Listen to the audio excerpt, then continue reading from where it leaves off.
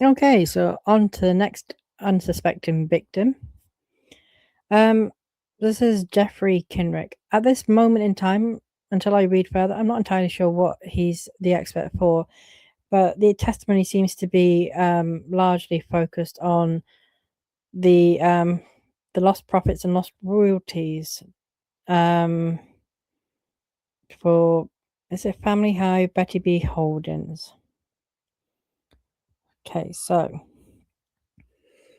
the court should exclude the testimony of Jeffrey Kinrich. The opinion of plaintiff Blake Lively's expert Jeffrey Kinrich should be excluded because it fails to meet the admissibility requirements mandated by Federal Rule of Evidence 702. Kinrich opines that Lively suffered lost profits and lost royalties related to two fledgling companies, Family Hive and Betty B Holdings, because they were brand new companies. It's not like they had a long established reputation. A third company, Lol Hatter LLC, owns a minority membership interest in each of the companies, and then something's redacted.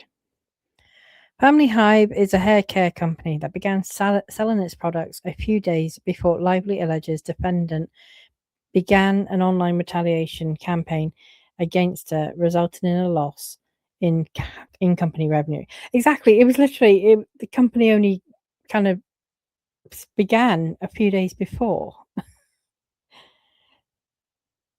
This is where she's going to struggle, right? Because there's no longevity, no, period of time of a good reputation with, fantastic profits, etc. for her to say, and, after all this time, and right at this point, because I think this happened, because the defendants did this, all of a sudden my reputation was in tatters. It was a brand new company.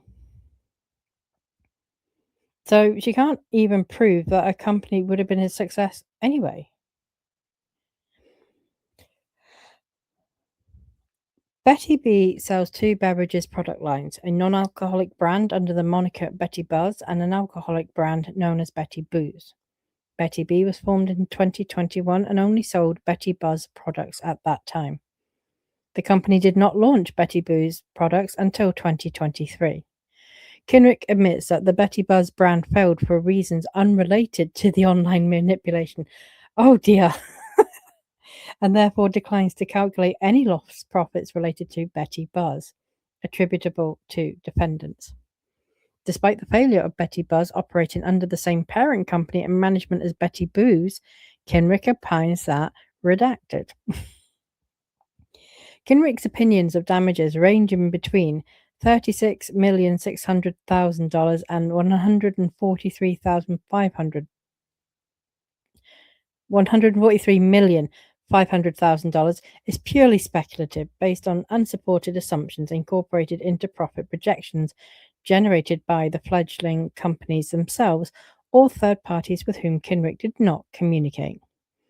Kinrich failed to validate any of the data contained in company presentations from which he derived his information and was unaware of the basis for any of the assumptions contained within the projections.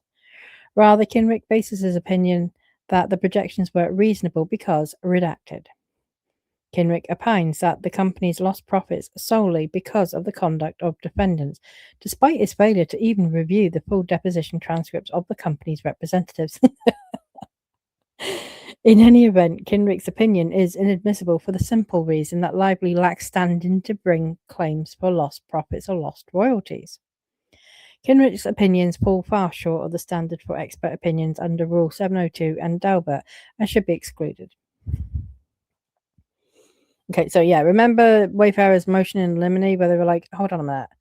Lively as an individual, much as I've been saying about the CRA breach of contract claim, Lively as an individual does not have standing to come and then claim for injuries, damages for injury that were caused to the corporate entity and not her. That's what she's trying to do. And Wayfarer are like, nah. Kinrich's opinion. Kinrich opines that Lively has suffered damages based on her interest in Betty B, but only as to the Betty Booze product line, and Family Hive and her lost royalties from Family Hive. Kinrich calculates the lost profit damages as the difference between the but-for products for Family Hype/Betty Boos and the actual profits in each case. The royalty damages are calculated based on Family Hive's purported lost profits. I don't think I've read this guy's report as well. I just need to say that. I don't think it's been available.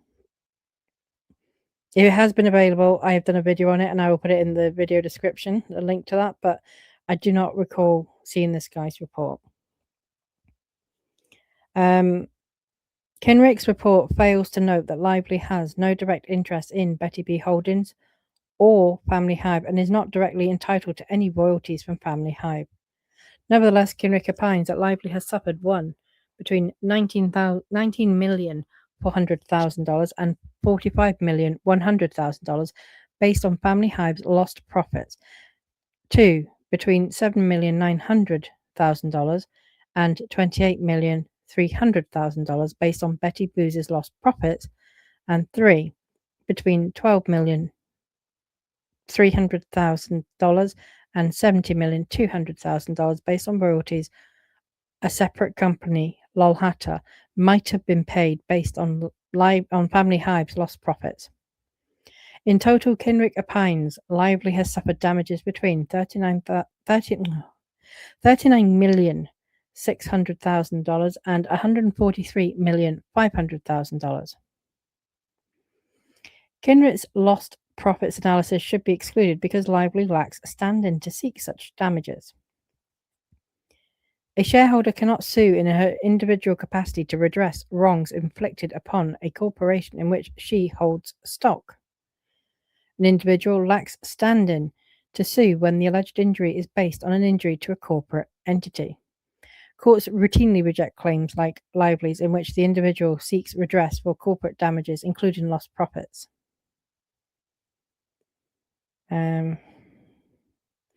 Kinrich calculates Lively's purported damages by calculating lost profits of Betty B based on its Betty Boos product line and Family Hive based on its Blake Brown product line, and multiplying those lost profits by the membership interest of Lolhata, an entity controlled by Lively. As explained by Grey Gables Corp, Ali and Jones, neither Lolhata's nor Lively's share of lost profits is recoverable as damages because Lively lacks standing to seek damages suffered by the companies. When defendants raised Lively's lack of standing in their motion for summary judgment, Lively argued for the first time in her opposition that she actually seeks damages to her business reputation rather than lost profit damages. However, that argument is directly contradicted by every iteration of Lively's initial disclosures, Kinrich's expert report, and Kinrich's deposition, each of which describe Lively's damages as lost profits, and which the jury instructions that Lively was putting forward also referred to them as lost profits.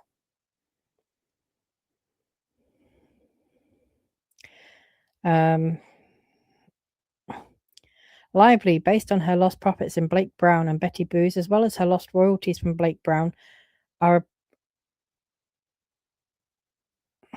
Hold on, I'm going to miss something here. Oh, okay. No, sorry, shouldn't have read that bit. Moreover, Lively and Kinrich never explain, because they cannot, how a calculation of lost profits equates to a loss of business reputation. Lively's last-minute semantic wordplay should be seen for what it is, an attempt to evade her own lack of standing to claim damages suffered by the companies. Lively's claims for royalties fares no better, as the evidence establishes that Lively herself is not entitled to any royalties from the companies. And there's a bunch of stuff redacted. Lively is the plaintiff, not Lolhata. Therefore, she lacks standing to seek damages for lost royalties to Lolhata, and the court should exclude Kinrich's opinion in their entirety. Kinrich's lost profits analysis should be excluded as purely speculative. A plaintiff is entitled to recover lost profits only if he can establish both the existence and amount of such damages with reasonable certainty. Lost profit damages may not be merely speculative, possible, or imaginary. Although lost profits need not be proven with mathematical precision, they must be capable of measurement based upon known reliable factors without undue speculation. Evidence of lost profits from a new business venture receives greater scrutiny because there is no track record upon which to base an estimate. Projections of future profits based upon a multitude of assumptions that require speculation and conjecture and few known factors do not provide the requisite certainty. An expert may not rely on a business's own belief that future profits are reasonably certain because a business's cheerful prognostications are not enough to establish lost profits, nor may an expert simply rely on financial projections created by others without independently verifying the analysis or assumptions contained in such projections. Where lost profits are at issue, an expert's testimony should be excluded as speculative if it is based on unrealistic assumptions regarding a party's future prospects. Kinrich's opinion of Family Hive's lost profits is speculative and is a chunk redacted. Therefore, Kinrich bases his opinion on lost future profits on a track record of only a few days of sale. Yeah, exactly. Kinrich provides this opinion despite understanding that evidence of lost profits from a new business venture receives greater scrutiny because there is no track record upon which to base an estimate. Thank you, exactly.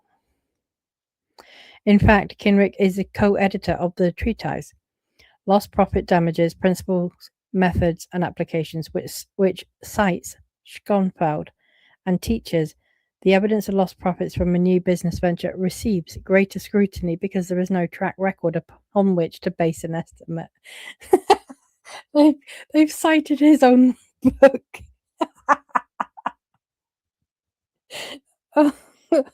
Ouch. Due to this higher standard, courts routinely reject lost profit claims from unestablished businesses. That's literally from his own book.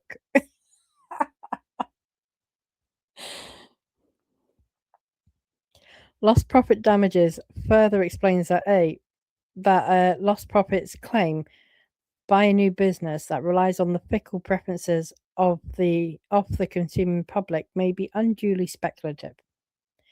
Kinrich fails to adhere to the standards set forth in his own treatise, in opining that Lively would suffer lost profits of up to $45,100,000, based on Lol Hatter's interest in Family Hive, a company that had a track record of a few days of sales.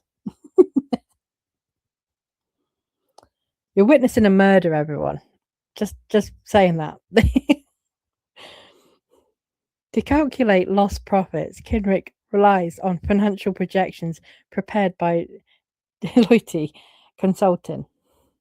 Over a year before Family Hive ever sold a single product. The business plan describes something as redacted. In preparing his report, Kinrich incorrectly believed that Deloitte prepared the projections in July 2024, just before launch, rather than July 2023.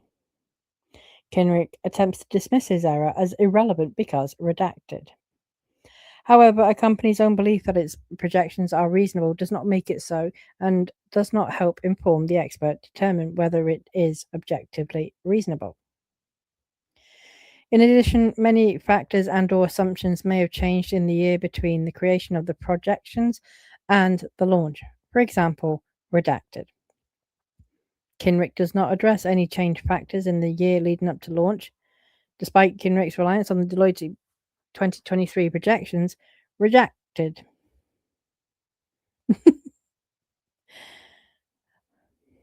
To test the reasonableness of the projections, Kinrich states, for each forecast, I reviewed the supporting information and determined that the underlying assumptions are reasonable and consistent with available evidence. He defines the Blake-Brown forecast as the Excel spreadsheet prepared by Deloitte in July 2023 and produced by Lively as her exhibit number. However, when questioned about the document at deposition, Kinrich admitted redacted. As a result, Kinrich had no understanding of the basis for numerous assumptions contained in the financial projections, including There's a bunch of stuff there that's redacted. Thus, Kinrich could not have determined the underlying assumptions were reasonable because he did not even know the basis for them. Kinrich could have gathered this information by interviewing someone from Deloitte who prepared the assumptions, but redacted. I'm going to assume that said failed. Family Hive's redactions also make extraordinary redacted for an unproven business that redacted to obtain its financial goal. For example, redacted. In addition, the projection identifies redacted. Expert opinion based on projections predicated on various assumptions, including a company's ability to penetrate new markets, may be excluded without verification of those assumptions. As this district has recently found, where an expert bases his opinion on financial projections created by others, which he did not independently verify in the context of projecting future earnings for a new business venture, the opinion must be excluded. As Kinrich failed to verify the financial projections, his opinion on lost profits for Family Hive should be excluded. Because Kinrich's analysis of lost royalties flows from his opinion of lost profits, his opinions regarding lost royalties must also be excluded as speculative. Kinrich's opinion of Betty B's lost profits is speculative. Similarly, Kinrich's opinion of Betty B's lost profits is entirely speculative. Betty B started selling Betty Boo's products in 2023 and did not make a profit through October 1st, 2024, the date Kinrich uses for the company's future projections. Kinrich bases his opinion on projections contained in an October 1st, 2024 internal board presentation prepared by Betty B management. The projections relied on by Kinrich for Betty B warrant even more scrutiny than Family Hive, because they were prepared by the company itself, as noted in Kinrich's own treatise. Here, let me just refer to the authority on this. Oh, that would be the expert's authority. As noted in Kinrich's own treatise, lost profits, damages, reliance on management financial projections is a basis to exclude an expert an opinion. And now they're going to quote him. Experts have been harshly criticized and at times excluded for basing lost profits models on the plaintiff's business plans without validating and supporting their reasonableness. It is dangerous to merely assume that the forecasts are reasonable without appropriate testing. And I just want to say to Blake Lively, can you see the difference? Can you see what happens when people read books? You become informed and educated.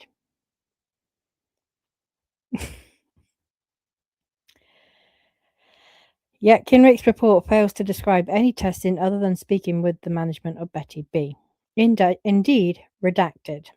Again, everyone, I sell a t-shirt in Fourth Wall that is all about the so I followed the case against Wayfarer and all I got was this redacted. I'm pretty sure that's what it is. I haven't that's bad, isn't it? I should be like checking this out myself. Yeah, actually what it does say is I read all of Wayfarer's motion for summary judgment and all I got was redacted. So there we go.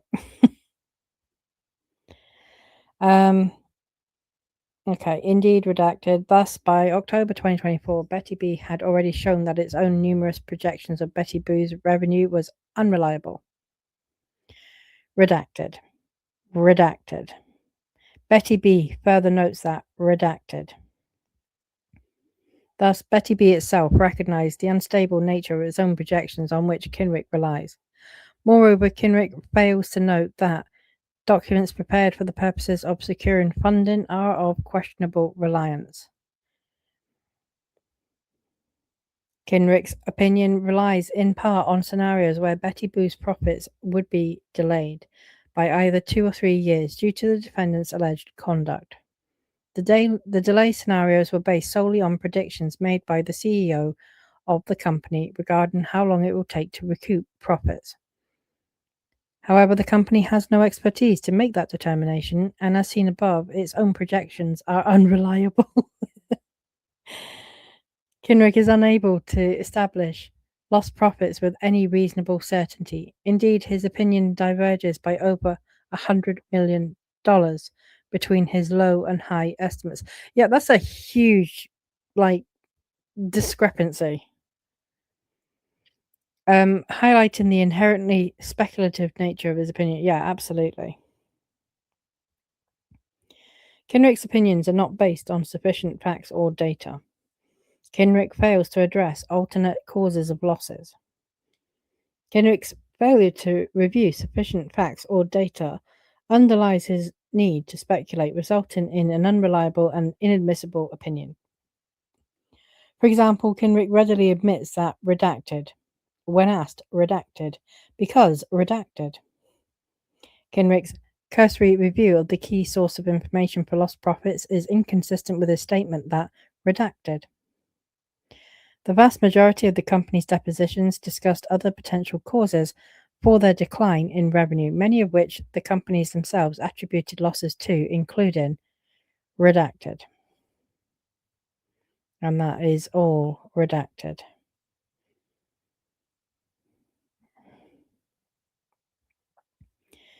Kinrich failed to address these factors and may not even be aware of them. Kinrich's failure to address alternative causes for the business losses he considers requires exclusion of his testimony. Reliable expert testimony must at least address obvious alternative causes and provide a reasonable explanation for dismissing specific alternate factors identified by the defendant. Kinrich was not aware of the company's distribution schedules. Kinrich was not even aware that redacted. For example, Betty B's second amended LLC agreement provides that despite Lol Hatter owning a 32.78% interest in Betty B as of May 19th, 2023, out of the first $31 million in total distributions, Lol Hatter would only be entitled to $1,508,655. Less than 5% of the distributions. In other words, even if Lively could claim lost profits, Kinrich did not calculate how much profit she would actually receive in distributions, but for the conduct of the defendants. Moreover, the distribution plan contained in the second amended LLC agreement is no longer accurate because redacted, but redacted. And Betty B's own projections indicate that no distributions would be made through 2028. In fact, the company anticipated requiring an infusion of equity. Similarly, Family Hive's cash flow document relied on by Kinrich indicates the company would require a $5 million capital contribution in 2024 with no plans for distribution. Kinrich also fails to note that redacted. Kinrich relies on unreliable documents. Finally, the documents Kinrich relies on to determine the company's projections and actual financial results are themselves suspect and or inadmissible. For example, the Family Hive projections. Kinrich relies on working capital forecasts from a 2024 document prepared by a shareholder, Get Back Beauty LLC, rather than the company itself. And although Kinrich claims redacted, Ms. Tedesco testified that redacted. The document contains various assumptions, but Kinrich does not know the basis for the assumptions because redacted. Oh my God. It's like taking someone's credibility and then putting it through a wood chipper. Similarly, to determine Family Hive's actual financial performance for 2025, Kinrich relied on a presentation prepared by Marco Cascini, I hope I'm saying that right, who is not even employed by Family Hive and therefore is not a document prepared in the normal course of business. Redacted. For the foregoing reasons, the testimony of Jeffrey Kinrich should be excluded in its entirety. And I'm sorry, I cannot explain that and break that down more because there was just far too much redacted. I can take wild guesses, but I feel like I don't want to do that because it might confuse the situation if, you know, when we do get an unsealed version of this and we see what the fuck they're talking about, um, if I'm wrong. So, but what I can tell you is, even without the information of exactly what they were talking about, that is actually one of the most brutal takedowns of an expert witness I have ever witnessed in my life. And to even go as far as to cite his own book to rebut his own like assumptions and opinions is next level epic. I really, really enjoyed that, despite all the redactions. And, unfortunately, we are going to still have to work with some redactions because not all of this stuff has been put on the docket. And even if it has, not all of it has been unsealed. So, there is still a protective order in place that has not gone away. But I really, really enjoyed it. I can hazard a guess as to what a lot of it was saying. But yeah, I'll wait and actually get um the unredacted version or something else that kind of explains some of it. That was amazing. Absolutely amazing. I'm again, just to remind everyone though, Lively gets to respond and has to respond to these Daubert motions, specifically just the Daubert motions, because yeah, the deadline for their response is the 24th, Friday, the 24th of April. Now she's got to respond to as a Wayfarer got to respond to her stuff, by the way. That's both of them. What the oppositions for the motions in limine is tomorrow, Friday 17th. But for these Daubert motions on the experts, that is next Friday on the 21st. So I'm looking forward to seeing how Lively addresses any of this.